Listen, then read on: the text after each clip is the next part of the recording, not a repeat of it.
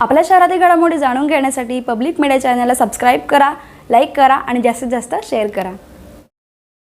बदलापुरातील सगळ्यात मोठ्या स्मशानभूमीच्या ठिकाणी पालिकेने शहरात कारवाई केलेलं साहित्य आणून ठेवत स्मशानभूमीचं रूपांतर गोदामात केलंय। शहरातील फेरीवाल्यांवर कारवाई केल्यानंतर त्यांचं साहित्य जप्त करण्यात आलं। तसेच शहरातील अनधिकृत बॅनरवर कारवाई करून ते काढून टाकण्यात आले। मात्र हे सगळं साहित्य पालिकेने मांजर्ली भागातील स्मशानभूमीच्या परिसरात आणून ठेवलंय। त्यामुळे पालिकेच्या या कृतीबद्दल नाराजी व्यक्त केली जाते। पालिकेला हे साहित्य ठेवण्यासाठी स्मशानभूमी व्यतिरिक्त दुसरी जागा सापडली नाही का, असा सवाल सध्या बदलापूरकरांकडून विचारला जातोय।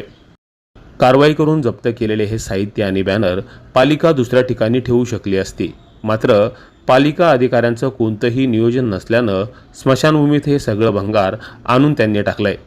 त्यामुळे अंत्यसंस्कारासाठी येणाऱ्या नागरिकांना त्याचा थोडाफार अडसर होतोय।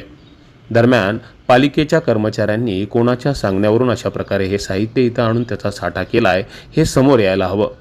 दरम्यान जागेअभावी हे साहित्य या ठिकाणी ठेवलं असून त्याचा लिलाव करण्यासंदर्भाची प्रक्रिया सुरू झाली आहे।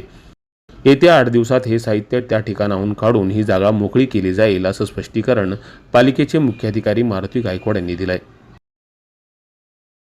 फेरीवाल्यांवरती जे कारवाई केली आहे किंवा अनधिकृत पोस्टर बॅनर जे काढलेले आहेत जागेअभावी त्या ठिकाणी ठेवलेलं आहे, पण त्याचा ऑलरेडीच आपण ई ऑक्शन केलेलं आहे भंगार साहित्यांचं आणि उद्या किंवा परवा ई ऑक्शनची ती निविदा ओपन होईल आणि त्या 8 दिवसामध्ये तेही सुद्धा आम्ही तिथून भंगार साहित्य उचलून आणि ती जागा पूर्ण क्लिअर करून घेऊ।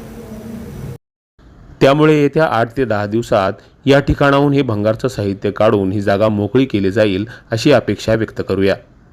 Public media, Badlapur.